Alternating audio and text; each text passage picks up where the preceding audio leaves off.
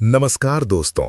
सोचिए जरा, अगर आज इसी पल आपको अपनी जिंदगी से वो सब छोड़ देने का मौका मिल जाए जो आपको अंदर ही अंदर तोड़ रहा है। वो यादें जो रात को सोने नहीं देती, वो लोग जिन्होंने आपको कम समझा, वो बातें जो दिल में चुभती रहती हैं, वो डर जो आपको आगे बढ़ने से रोकता है, तो क्या आप छोड़ पाएंगे? सच बताइएगा, क्योंकि ज्यादातर लोग यहीं पर हार जाते हैं। हम छोड़ना चाहते हैं लेकिन छोड़ नहीं पाते। हम आगे बढ़ना चाहते हैं लेकिन हमारा अतीत हमारी टांग खींच लेता है। हम शांति चाहते हैं लेकिन हमारा दिमाग पुराने सीन बार बार चला देता है। और यहीं से शुरू होती है हमारी असली परेशानी। ये वीडियो सिर्फ एक ऑडियो बुक समरी नहीं है, ये एक आईना है जिसमें आपको आप खुद दिखाई देंगे। ये वीडियो आपको ये नहीं सिखाएगा कि दर्द क्यों हुआ, बल्कि ये सिखाएगा कि दर्द के साथ जीना कैसे बंद किया जाए। ये वीडियो आपको ये नहीं कहेगा कि सब कुछ ठीक हो जाएगा, बल्कि ये बताएगा कि अगर सब कुछ ठीक ना भी हो, तब भी आप मजबूत कैसे रह सकते हैं। ज्यादातर लोग अपनी जिंदगी में इसलिए अटके रहते हैं क्योंकि उन्होंने पकड़ कर रखा होता है उन चीजों को जिन्हें कब का छोड़ देना चाहिए था। किसी इंसान की याद, किसी रिश्ते की उम्मीद, किसी गलती का पछतावा, किसी सपने का टूटना, या फिर उस डर का बोझ कि लोग क्या कहेंगे। निक ट्रेंटन की ये किताब हमें यही सिखाती है कि लेटिंग गो कोई कमजोरी नहीं है, बल्कि सबसे बड़ी ताकत है। लेकिन लेटिंग गो का मतलब ये नहीं कि आप हार मान रहे हैं। इसका मतलब है कि आप खुद को चुन रहे हैं। इस वीडियो को सुनते हुए कई बार आपका मन करेगा कि इसे पॉज कर दें, क्योंकि कुछ बातें सीधे दिल पर लगेंगी, कुछ सच्चाइयां अनकंफर्टेबल होंगी, और कुछ पल ऐसे होंगे जहां आपको लगेगा कि ये शब्द आपके लिए ही लिखे गए हैं। और यही इस वीडियो की सबसे बड़ी खासियत है। अगर आप इस वीडियो को आधा छोड़ देंगे तो आप वही करेंगे जो अब तक करते आए हैं, यानी खुद से भागना। लेकिन अगर आप इस वीडियो को अंत तक सुनते हैं तो हो सकता है आज के बाद आपकी सोच का तरीका बदल जाए, आपकी भावनाओं को देखने का नजरिया बदल जाए, और सबसे जरूरी बात, आपकी जिंदगी हल्की महसूस होने लगे। ये वीडियो उन लोगों के लिए है जो स्ट्रांग दिखते हैं लेकिन अंदर से थक चुके हैं, जो सबको संभालते हैं लेकिन खुद को भूल गए हैं, जो मुस्कुराते हैं लेकिन अकेले में टूट जाते हैं। ये वीडियो आपको कोई जादू नहीं देगा, लेकिन एक चीज जरूर देगा, क्लैरिटी। और कई बार क्लैरिटी हीलिंग की शुरुआत होती है। इसलिए इस वीडियो को सिर्फ सुनिए मत, इसे महसूस कीजिए। हर लाइन को अपने जीवन से जोड़कर देखिए, क्योंकि हो सकता है जवाब बाहर नहीं, आपके अंदर ही छुपा हो, आपके।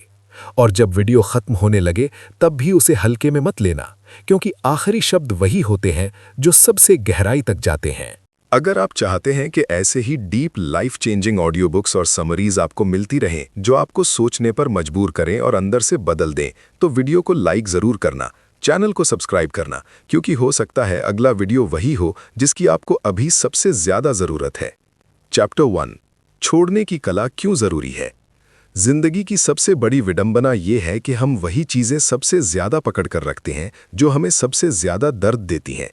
हम सोचते हैं कि छोड़ देने से शायद हम हार जाएंगे, लोग हमें कमजोर समझेंगे, या फिर हमें ऐसा लगेगा कि हमने उस इंसान, उस रिश्ते या उस सपने की अहमियत कम कर दी। लेकिन सच ये है कि हम चीजों को नहीं पकड़ते, बल्कि चीजें हमें पकड़ लेती हैं।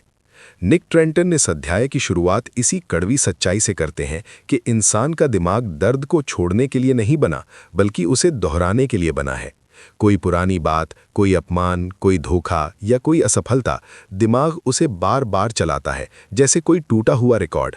हम कहते हैं कि हम आगे बढ़ना चाहते हैं, लेकिन अंदर ही अंदर हम उसी दर्द को अपनी पहचान बना लेते हैं। हमें लगने लगता है कि अगर हमने उसे छोड़ दिया तो हम क्या रह जाएंगे। यही सबसे बड़ा झूठ है। छोड़ना किसी चीज को भूल जाना नहीं होता, छोड़ना उस चीज को अपनी जिंदगी को कंट्रोल करने से रोक देना होता है। इस अध्याय में बहुत साफ शब्दों में बताया गया है कि इमोशनल पेन तब बढ़ता है जब हम उसे रेजिस्टेंस देते हैं। हम चाहते हैं कि ऐसा हमारे साथ ना होता, हम चाहते हैं कि लोग बदल जाएं, हम चाहते हैं कि बीता हुआ वक्त वापस आ जाए, लेकिन रियलिटी इससे बिल्कुल उलट है। जो हो चुका है वो हो चुका है। जितना ज्यादा हम उससे लड़ते हैं, उतना ही ज्यादा वो हमें अंदर से तोड़ता है। लेटिंग गो का मतलब ये नहीं कि आप गलत को सही मान लो, इसका मतलब ये है कि आप अपने मन को इस लड़ाई से बाहर निकाल लो। बहुत से लोग ये सोचते हैं कि अगर उन्होंने छोड़ दिया तो सामने वाला जीत जाएगा, लेकिन असल में जीत उसी की होती है जो शांति चुनता है। निक ट्रेंटन कहते हैं कि अटैचमेंट का सबसे खतरनाक रूप ये है कि हम अपनी खुशी को किसी और के बिहेवियर से जोड़ देते हैं। अगर वो अच्छा बोले तो हम खुश, अगर वो इग्नोर करें तो हम टूट जाते हैं। इस तरह हम अपनी जिंदगी की रिमोट कंट्रोल किसी और के हाथ में दे देते हैं, और जब तक आप ऐसा करते रहेंगे तब तक आप फ्री नहीं हो सकते। इस अध्याय में ये भी समझाया गया है कि लेटिंग गो एक प्रोसेस है, कोई एक दिन का फैसला नहीं। कभी कभी आप सोचेंगे कि आपने छोड़ दिया, लेकिन अगली ही रात वही यादें फिर से आ जाएंगी। इसका मतलब ये नहीं कि आप कमज़ोर हैं, इसका मतलब ये है कि आप इंसान हैं। असली स्ट्रेंथ ये है कि हर बार उन यादों को आने दो, लेकिन उन्हें बैठने मत दो। उन्हें देखो, महसूस करो और फिर खुद से कहो कि अब मैं इससे आगे बढ़ने का चुनाव कर रहा हूं। ये अध्याय हमें ये भी सिखाता है कि बहुत बार हम दर्द को इसलिए नहीं छोड़ते क्योंकि वो हमें familiar लगता है। अजीब लगेगा सुनने में, लेकिन दर्द भी कंफर्ट जोन बन जाता है। हमें पता होता है कि इसमें दुख है, लेकिन कम से कम ये जाना पहचाना है। खुशी में जाने के लिए अनजाने रास्तों पर चलना पड़ता है और दिमाग वही चीज से डरता है। इसीलिए लेटिंग गो डरावना लगता है, लेकिन लेखक साफ कहते हैं कि अगर आप आज नहीं छोड़ेंगे तो यही बोझ कल और भारी हो जाएगा। समय अपने आप हीलिंग नहीं करता, सही डिसीजंस हीलिंग करते हैं।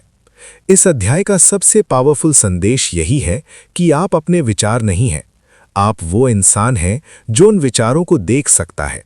जब आप ये समझ जाते हैं तभी असली आज़ादी शुरू होती है। अगर आप इस एक बात को गहराई से समझ गए कि छोड़ना कमजोरी नहीं बल्कि खुद के लिए खड़े होना है, तो यहीं से आपकी हीलिंग की यात्रा शुरू हो जाती है। चैप्टर 2, ओवरथिंकिंग का जाल और उससे बाहर निकलने का रास्ता। इस अध्याय में निक ट्रेंटन सीधे उस दुश्मन पर वार करते हैं जो बाहर नहीं बल्कि हमारे अपने दिमाग के अंदर बैठा होता है, और वो है ओवरथिंकिंग। लेखक कहते हैं कि ज्यादातर लोग अपनी जिंदगी में इसलिए परेशान नहीं हैं क्योंकि उनके साथ कुछ बहुत बुरा हो रहा है, बल्कि इसलिए परेशान हैं क्योंकि उनका दिमाग हर छोटी बात को बड़ा बनाकर बार बार सोचता रहता है। एक ही घटना, एक ही बातचीत, एक ही गलती, दिमाग उसे 100 बार रिप्ले करता है और हर बार उसे थोड़ा और पेनफुल बना देता है। हम सोचते हैं कि हम सोचकर किसी सॉल्यूशन तक पहुंच जाएंगे, लेकिन असल में ओवरथिंकिंग सॉल्यूशन नहीं, सफरिंग पैदा करता है। इस अध्याय में बड़ी गहराई से समझाया गया है कि दिमाग का काम सोचना है, लेकिन जब सोच पर आपका कंट्रोल नहीं रहता, तब वही सोच आपकी जिंदगी को कंट्रोल करने लगती है। ओवरथिंकिंग हमें फ्यूचर के डर में और पास्ट के पछतावे में फंसा देती है, और इस प्रोसेस में प्रेजेंट पल पूरी तरह बर्बाद हो जाता है। लेखक बताते हैं कि ओवरथिंकिंग की सबसे खतरनाक बात यह है कि ये आपको ऐसा फील कराती है कि आप कुछ कर रहे हैं, जबकि असल में आप सिर्फ अपने दिमाग के अंदर घूम रहे होते हैं। आप एक्शन नहीं ले रहे होते, आप बस सिनेरियोज बना रहे होते हैं। कभी इमेजिन करते हैं कि अगर ऐसा हो गया तो क्या होगा, अगर उसने ऐसा कह दिया तो क्या होगा, अगर मैं फेल हो गया तो क्या होगा, और इसी अगर मगर में आपकी एनर्जी खत्म हो जाती है। इस अध्याय में यह भी बताया गया है कि ओवरथिंकिंग अक्सर कंट्रोल की इल्यूजन से पैदा होती है। हम सोचते हैं कि अगर हम हर पॉसिबल आउटकम के बारे में सोच लेंगे तो हम सेफ रहेंगे, लेकिन सच यह है कि जिंदगी कभी भी पूरी तरह प्रिडिक्टेबल नहीं हो सकती। जितना ज्यादा आप कंट्रोल करने की कोशिश करते हैं, उतना ही ज्यादा एंजाइटी बढ़ती है। निक ट्रेंटन साफ शब्दों में कहते हैं कि लेटिंग गो की शुरुआत यहीं से होती है, जब आप हर चीज को समझने और मैनेज करने की जिम्मेदारी अपने सिर से उतार देते हैं। इसका मतलब ये नहीं कि आप केयरलेस हो जाते हैं, इसका मतलब ये है कि आप बेवजह की मेंटल लड़ाई बंद कर देते हैं। लेखक प्रैक्टिकल तरीके से समझाते हैं कि ओवरथिंकिंग को रोकने का सबसे पहला कदम अवेयरनेस है। जैसे ही आपको यह एहसास होने लगे कि आपका दिमाग किसी थॉट लूप में फंस गया है, वहीं पर रुक जाना ही जीत है। आपको उस थॉट से लड़ना नहीं है, आपको बस उसे ऑब्जर्व करना है। जब आप किसी थॉट को बिना जजमेंट के देखते हैं, तो धीरे धीरे उसकी पकड़ ढीली पड़ने लगती है। इस अध्याय में यह भी बताया गया है कि इमोशंस को सप्रेस करना और लेटिंग गो करना दो अलग बातें हैं। बहुत से लोग सोचते हैं कि स्ट्रांग बनने के लिए फीलिंग को दबाना पड़ेगा, लेकिन दबाई गई फीलिंग्स और ज्यादा जोर से वापस आती हैं। लेटिंग गो का मतलब है इमोशन को महसूस करना, लेकिन उसके साथ अपनी पहचान नहीं जोड़ना। आप दुखी हो सकते हैं, लेकिन आप दुख नहीं है। यही समझ ओवरथिंकिंग को कमजोर करती है। लेखक ये भी बताते हैं कि ओवरथिंकिंग हमें एक्शन से दूर रखती है, क्योंकि एक्शन में रिस्क होता है और सोच में सेफ्टी का इल्यूजन।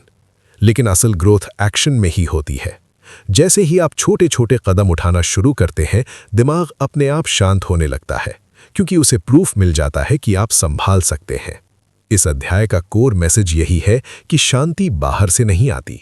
शांति तब आती है जब आप अपने दिमाग की हर बात पर भरोसा करना बंद कर देते हैं। हर थॉट सच नहीं होता, हर डर रियल नहीं होता और हर चिंता जरूरी नहीं होती। जब आप ये सीख लेते हैं कि कौन सा थॉट पकड़ना है और कौन सा छोड़ देना है, तभी असली लेटिंग गो शुरू होता है।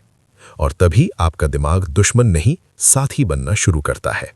चैप्टर 3, अटैचमेंट, एक्सपेक्टेशंस और इमोशनल पेन का रिश्ता। इस अध्याय में निक ट्रेंटन उस जड़ तक पहुंचते हैं जहां से ज्यादातर इमोशनल पेन पैदा होता है, और वो है अटैचमेंट और एक्सपेक्टेशंस। लेखक कहते हैं कि दर्द किसी इंसान या सिचुएशन से नहीं आता। दर्द आता है उस कहानी से जो हमने अपने दिमाग में बना ली होती है। हम किसी इंसान से उम्मीद करते हैं कि वो हमें समझेगा, बदले में वैसा ही देगा, हमेशा हमारे साथ रहेगा। और जब रियलिटी उस उम्मीद से टकराती है, तब हमें चोट लगती है। असल में इंसान नहीं बदलता, हमारी एक्सपेक्टेशंस टूटती हैं। इस अध्याय में बड़ी सादगी से समझाया गया है कि अटैचमेंट तब खतरनाक बन जाता है जब हम अपनी इमोशनल सेफ्टी किसी और के हाथ में दे देते हैं। हम सोचने लगते हैं कि अगर वो है तो मैं ठीक हूं, अगर वो चला गया तो मैं खत्म हो जाऊंगा। यही सोच हमें डिपेंडेंट बनाती है, और डिपेंडेंसी हमेशा डर पैदा करती है। लेखक बताते हैं कि हेल्दी कनेक्शन और अनहेल्दी अटैचमेंट में फ़र्क समझना बहुत ज़रूरी है। हेल्दी कनेक्शन में दो लोग एक दूसरे के साथ होते हैं क्योंकि वो चाहते हैं, लेकिन अनहेल्दी अटैचमेंट में हम किसी के साथ होते हैं क्योंकि हमें उसकी ज़रूरत होती है। ज़रूरत और चाहत के बीच का यही फ़र्क इमोशनल पेन की जड़ है। इस अध्याय में यह भी बताया गया है कि एक्सपेक्टेशंस अपने आप में बुरी नहीं है, लेकिन जब एक्सपेक्टेशंस रिजिड हो जाती हैं, तब वो बोझ बन जाती हैं। हम चाहते हैं कि लोग हमारी तरह सोचें, हमारी तरह फील करें, हमारी तरह रिएक्ट करें, और जब ऐसा नहीं होता तब हमें लगता है कि हमारे साथ गलत हुआ है। निक ट्रेंटन कहते हैं कि हर इंसान अपनी सीमाओं, अपने डर और अपने अनुभवों के साथ जी रहा होता है। जब हम दूसरों से वो मांगने लगते हैं जो वो दे ही नहीं सकते, तब फ्रस्ट्रेशन पैदा होती है। लेटिंग गो का मतलब यहाँ ये है कि आप लोगों को वैसे ही एक्सेप्ट करें जैसे वो हैं, ना कि वैसे जैसे आप चाहते हैं कि वो हों। इस अध्याय में इमोशनल पेन को एक टीचर की तरह देखा गया है। लेखक कहते हैं कि दर्द हमें पनिश करने नहीं आता, दर्द हमें ये दिखाने आता है कि हम किस चीज़ से ज़रूरत से ज़्यादा जुड़े हुए हैं। जब भी किसी बात से बहुत ज़्यादा चोट लगती है, तो खुद से पूछिए कि मैं इससे इतना अटैच क्यों हूँ। अक्सर जवाब वही मिल जाता है। इस अध्याय में यह भी समझाया गया है कि अटैचमेंट हमें प्रेजेंट में जीने नहीं देता। हम या तो फ्यूचर की उम्मीदों में खोए रहते हैं या पास्ट की यादों में उलझे रहते हैं, और इसी प्रोसेस में हम अभी के पल को खो देते हैं। लेटिंग गो हमें वापस प्रेजेंट में लाता है, जहां लाइफ सच में हो रही होती है। लेखक ये भी बताते हैं कि किसी को छोड़ना और अटैचमेंट छोड़ना दो अलग बातें हैं। आप किसी के साथ रहते हुए भी अटैचमेंट छोड़ सकते हैं और किसी से दूर होकर भी अटैचमेंट पकड़े रह सकते हैं। असली फ्रीडम दूरी में नहीं, माइंडसेट में होती है। इस अध्याय का सबसे गहरा संदेश यही है कि जब तक आप अपनी खुशी का बोझ किसी और पर डालते रहेंगे, तब तक आप खुद को कमजोर बनाते रहेंगे। लेकिन जिस दिन आप ये सीख लेते हैं कि आपकी शांति आपकी अपनी जिम्मेदारी है, उसी दिन से इमोशनल पेन अपनी पकड़ खोने लगता है। अटैचमेंट ढीला पड़ता है, एक्सपेक्टेशंस हल्की हो जाती हैं और जिंदगी धीरे धीरे आसान महसूस होने लगती है। चैप्टर 4, अतीत की यादें, पछतावा और खुद को माफ करने की ताकत। इस अध्याय में निक ट्रेंटन उस बोझ की बात करते हैं जो दिखाई नहीं देता, लेकिन इंसान को अंदर ही अंदर सबसे ज्यादा थका देता है, और वो है अतीत। बीती हुई बातें, गलत फैसले, छूटे हुए मौके, कहे गए शब्द और अनकहे जज्बात। ये सब हमारे दिमाग में ऐसे जमा रहते हैं जैसे कोई भारी सामान जिसे हम रोज ढोते हैं। लेखक कहते हैं कि ज्यादातर लोग अतीत से इसलिए नहीं निकल पाते क्योंकि वो खुद को माफ नहीं कर पाते। हम दूसरों की गलती तो समय के साथ भूलने लगते हैं, लेकिन अपनी गलती को हम अपनी पहचान बना लेते हैं। हमें लगने लगता है कि मैंने ऐसा किया इसलिए मैं ऐसा हूं। यही सोच इंसान को अंदर से तोड़ती है। इस अध्याय में बहुत साफ तरीके से समझाया गया है कि पछतावा तभी तक काम का है जब तक वो आपको सीख दे, लेकिन जब पछतावा सजा बन जाए तब वो जहर बन जाता है। बार बार खुद को दोष देना आपको बेहतर इंसान नहीं बनाता, बल्कि आपको प्रेजेंट से काट देता है। निक कहते हैं कि अतीत को बदला नहीं जा सकता, लेकिन अतीत से रिश्ता बदला जा सकता है। आप या तो उसे एक कहानी बना सकते हैं जिससे आप रोज खुद को चोट पहुंचाते हैं, या फिर उसे एक सबक बना सकते हैं जिससे आप आगे बढ़ते हैं। फर्क सिर्फ इस बात का है कि आप किस नजरिए से देखते हैं। इस अध्याय में यह भी बताया गया है कि हमारा दिमाग नेगेटिविटी को ज्यादा पकड़ कर रखता है। एक गलती 10 अच्छाइयों पर भारी पड़ जाती है, और यही वजह है कि हम खुद को हार्श तरीके से जज करते हैं। लेखक कहते हैं कि अगर आप किसी दोस्त से वैसे बात करें जैसे आप खुद से करते हैं, तो शायद वो दोस्त आपके साथ रहना ही छोड़ दे। खुद को माफ करना कमजोरी नहीं है, ये मैच्योरिटी है। इसका मतलब ये नहीं कि आपने जो किया वो सही था। इसका मतलब ये है कि आप खुद को आगे बढ़ने की इजाजत दे रहे हैं। इस अध्याय में लेटिंग गो का मतलब अतीत को भूलना नहीं, बल्कि अतीत को अपनी वर्तमान जिंदगी पर हावी होने से रोकना है। लेखक बताते हैं कि जब भी कोई पुरानी याद दे तो खुद से ये पूछिए कि क्या मैं आज भी वही इंसान हूं जो तब था। ज्यादातर मामलों में जवाब होगा नहीं। इंसान बदलता है, सीखता है, ग्रो करता है, लेकिन जब तक आप खुद को उसी पुराने वर्जन में बांध कर रखते हैं, तब तक आप अपने विकास को रोकते हैं। इस अध्याय में फॉरगिवनेस को एक गिफ्ट की तरह देखा गया है, जो आप किसी और को नहीं, खुद को देते हैं। जब आप खुद को माफ करते हैं, तब आप अपने मन से वो बोझ उतार देते हैं जो आपको आगे बढ़ने से रोक रहा था। और जैसे जैसे ये बोझ हल्का होता है, वैसे वैसे जिंदगी फिर से सांस लेने लगती है। इस अध्याय का सबसे गहरा संदेश यही है कि हीलिंग फ्यूचर में नहीं, एक्सेप्टेंस में होती है। जो हो गया उसे बदला नहीं जा सकता, लेकिन जो होना है उसे बेहतर बनाया जा सकता है। और ये तभी मुमकिन है जब आप अतीत को उसके सही स्थान पर रख दें, यानी पीछे। चैप्टर 5, कंट्रोल छोड़ना और अनिश्चितता के साथ जीना सीखना। इस अध्याय में निक उस आदत पर रोशनी डालते हैं जिसे हम सुरक्षा समझते हैं, लेकिन जो असल में हमारी बेचैनी की सबसे बड़ी वजह बन जाती है, और वो है हर चीज को कंट्रोल करने की कोशिश। लेखक कहते हैं कि इंसान सबसे ज्यादा तब परेशान होता है जब उसे ये एहसास होता है कि जिंदगी उसकी मर्जी से नहीं चल रही। हम चाहते हैं कि लोग वैसा ही करें जैसा हम सोचते हैं, हालात वैसे ही बने जैसे हमने प्लान किया है, और भविष्य बिल्कुल साफ और प्रिडिक्टेबल हो। लेकिन जैसे ही जिंदगी इस स्क्रिप्ट से बाहर जाती है, हमारे अंदर डर, गुस्सा और एंग्जाइटी पैदा होने लगती है। इस अध्याय में बहुत गहराई से समझाया गया है कि कंट्रोल की चाह असल में डर से पैदा होती है।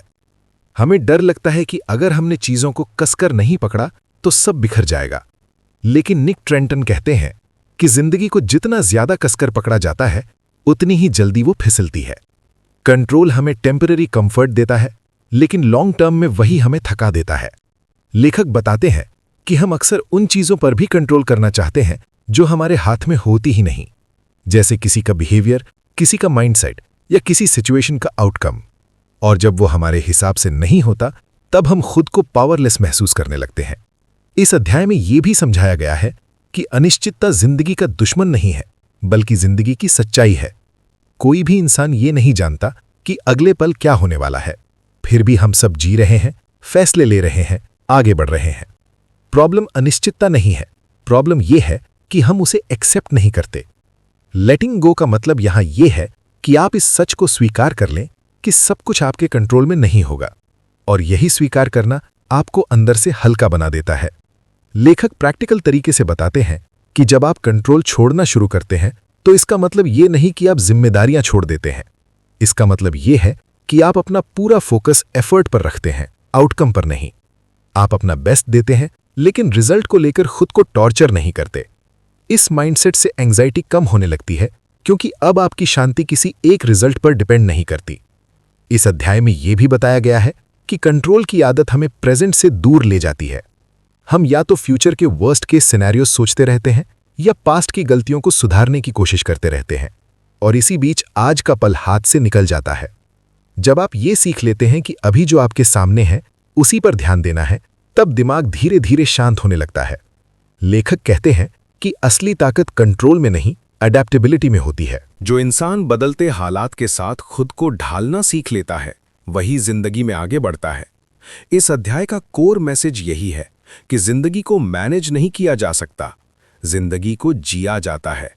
जितना ज्यादा आप फ्लो के साथ चलना सीखते हैं, उतना ही कम रेजिस्टेंस पैदा होता है, और जब रेजिस्टेंस कम होता है तब पेन भी कम होने लगता है।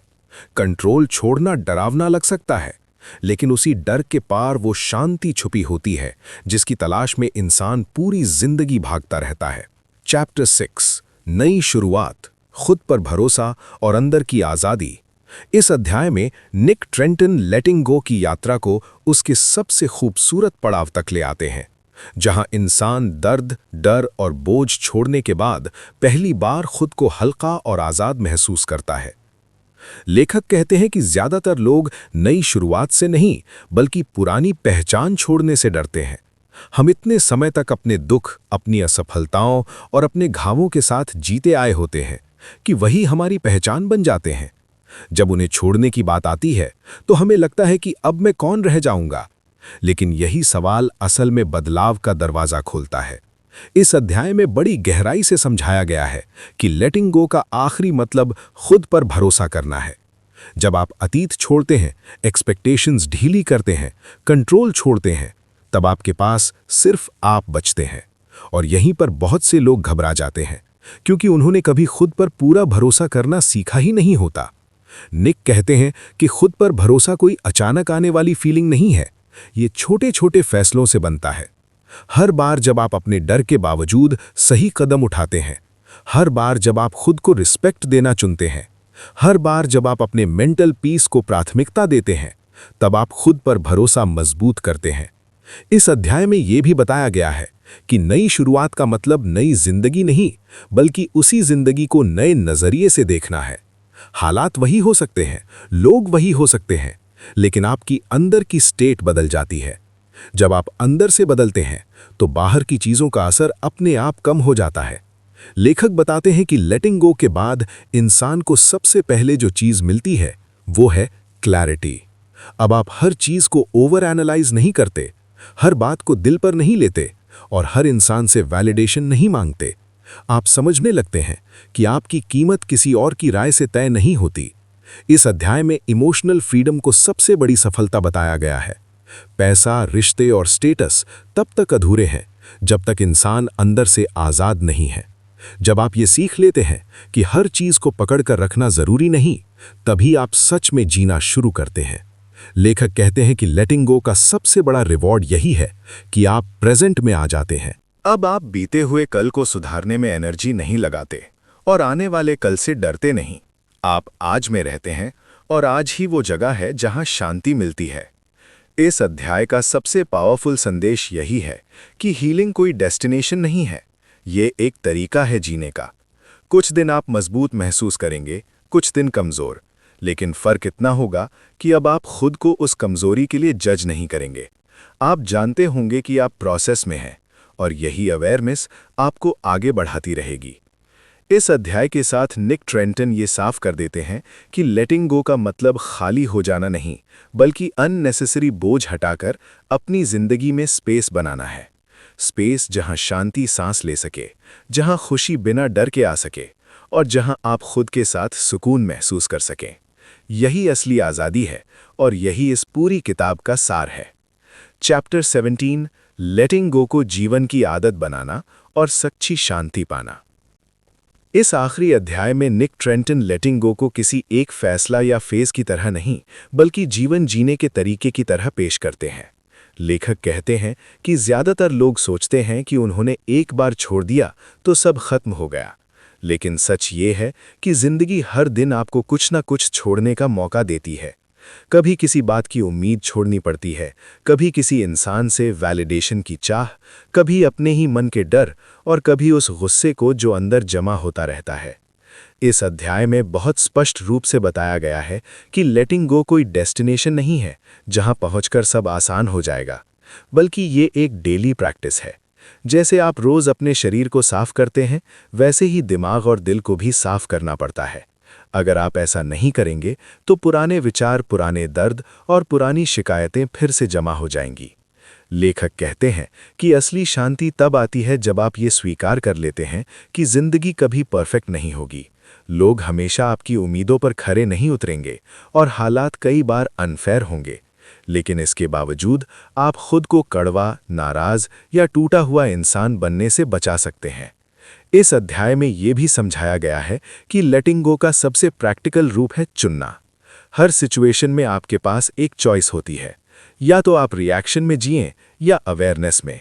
रिएक्शन में जीने वाला इंसान हर बात दिल पर लेता है, हर बात का जवाब देना जरूरी समझता है और हर नुकसान को अपनी ईगो से जोड़ लेता है।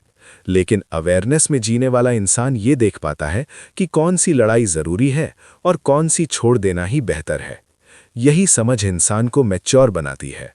लेखक बताते हैं कि जब आप लेटिंग गो को आदत बना लेते हैं तो आपकी एनर्जी बचने लगती है। अब आप हर बात पर खुद को एक्सप्लेन नहीं करते, हर इंसान को प्लीज करने की कोशिश नहीं करते और हर गलत चीज को सही साबित करने की जंग नहीं लड़ते। ये बची हुई एनर्जी धीरे धीरे आपकी ग्रोथ, आपकी खुशी और आपकी इनर पीस में लगने लगती है। इस अध्याय में ग्रैटिट्यूड को भी लेटिंग गो से जोड़ा गया है। निक कहते हैं कि जब आप उन चीज़ों पर ध्यान देना शुरू करते हैं जो आपके पास है, तब उन चीज़ों की पकड़ अपने आप ढीली पड़ने लगती है जो आपके पास नहीं है। ग्रैटिट्यूड आपको कमी से निकालकर संतोष की तरफ ले जाता है, और संतोष वही जगह है जहां मन सबसे ज़्यादा शांत होता है। इस अध्याय में ये भी बताया गया है कि कई बार आपको लोगों को नहीं बल्कि अपने उस वर्जन को छोड़ना पड़ता है जो अब आपके काम का नहीं रहा। वो वर्जन जो हर बात पर डर जाता था, जो हर रिजेक्शन को पर्सनल बना लेता था, जो हर गलती पर खुद को सजा देता था। लेटिंग गो का मतलब है खुद को इवॉल्व करने की इजाजत देना। लेखक कहते हैं कि जब आप बदलते हैं तो कुछ लोग आपसे दूर जाएंगे, और ये बिल्कुल नॉर्मल है। हर कोई आपकी नई सोच के साथ नहीं चल सकता, लेकिन इसका मतलब ये नहीं कि आपने कुछ गलत किया है। इसका मतलब सिर्फ इतना है कि आप आगे बढ़ रहे हैं। इस अध्याय का सबसे गहरा संदेश यही है कि शांति बाहर नहीं मिलती। शांति तब आती है जब आप अंदर की लड़ाइयों से बाहर आ जाते हैं, जब आप खुद को ये साबित करने की ज़रूरत छोड़ देते हैं कि आप सही हैं, जब आप हर चीज़ को समझने की जिद छोड़ देते हैं, और जब आप ये मान लेते हैं कि कुछ सवालों के जवाब नहीं होते। लेटिंग गो आपको कमज़ोर नहीं बनाता, ये आपको हल्का बनाता है। और जब इंसान हल्का हो जाता है तभी वो खुलकर जी पाता है। इस किताब का अंत इसी सच्चाई के साथ होता है कि जिंदगी को पकड़कर नहीं जिया जाता, जिंदगी को महसूस करके जिया जाता है। जितना ज़्यादा आप छोड़ना सीखते हैं उतना ही ज़्यादा आप पाते हैं शांति, क्लैरिटी और खुद के साथ एक गहरा कनेक्शन। और यही लेटिंग गो की असली कला है। अगर आप यहाँ तक इस वीडियो के साथ बने रहे हैं तो इसका मतलब साफ है कि आप सिर्फ सुन नहीं रहे थे, आप महसूस कर रहे थे। आपने अपने अंदर कहीं ना कहीं उस बोझ को पहचाना है जिसे आप कब से ढोते आ रहे थे। हो सकता है वो कोई इंसान हो, कोई याद हो, कोई पछतावा हो, कोई डर हो, या फिर वो वर्जन हो जो अब आपके काम का नहीं रहा। इस ऑडियो बुक समरी का मकसद आपको ये बताना नहीं था कि आपकी ज़िंदगी में क्या गलत है, बल्कि आपको ये एहसास दिलाना था कि आप उससे बाहर निकल सकते हैं। लेटिंग गो का मतलब भागना नहीं होता। लेटिंग गो का मतलब होता है खुद को वो शांति देना जिसके आप हकदार हैं। आज अगर इस वीडियो की एक भी बात आपके दिल तक पहुंची है, अगर किसी एक लाइन ने भी आपको अंदर से हिला दिया है, तो इसे यहीं खत्म मत होने दीजिए। आज से छोटे स्तर पर ही सही, लेकिन छोड़ने की प्रैक्टिस शुरू कीजिए। हर वो सोच जो आपको कमजोर बनाती है, हर वो उम्मीद जो आपको तोड़ती है, और हर वो डर जो आपको रोकता है, उसे धीरे धीरे अलविदा कहिए। याद रखिए, हीलिंग ओवरनाइट नहीं होती, लेकिन डिसीजन एक ही पल में लिया जा सकता है। और अगर आपको लगता है कि ऐसे ही डीप मोटिवेशनल और लाइफ चेंजिंग ऑडियो बुक्स आपकी ज़िंदगी में क्लैरिटी ला सकते हैं, तो इस वीडियो को लाइक ज़रूर कीजिए, क्योंकि आपका एक लाइक इस तरह के कंटेंट को और लोगों तक पहुंचाने में मदद करता है। चैनल को सब्सक्राइब करना मत भूलिए, ताकि जब भी जिंदगी भारी लगे, जब भी मन उलझा हुआ हो, आपको एक ऐसी आवाज़ मिले जो आपको संभाल सके। बेल आइकन को भी प्रेस कर दीजिए, क्योंकि अगला वीडियो हो सकता है ठीक उसी सवाल का जवाब लेकर आए जो अभी आपके मन में चल रहा है। कमेंट में ज़रूर लिखिए कि इस वीडियो का कौन सा हिस्सा आपको सबसे ज़्यादा टच कर गया, क्योंकि कभी-कभी आपकी एक लाइन किसी और के लिए हीलिंग बन सकती है। याद रखिए, आप टूटे हुए नहीं हैं, आप बस थके हुए हैं, और थकान आराम से दूर होती है, खुद से लड़कर नहीं। खुद को समय दीजिए, खुद पर भरोसा रखिए, और सबसे ज़रूरी बात, खुद को छोड़िए मत। सिर्फ वो छोड़िए जो आपको पीछे खींच रहा है। यही लेटिंग गो है, और यहीं से आपकी नई शुरुआत होती है।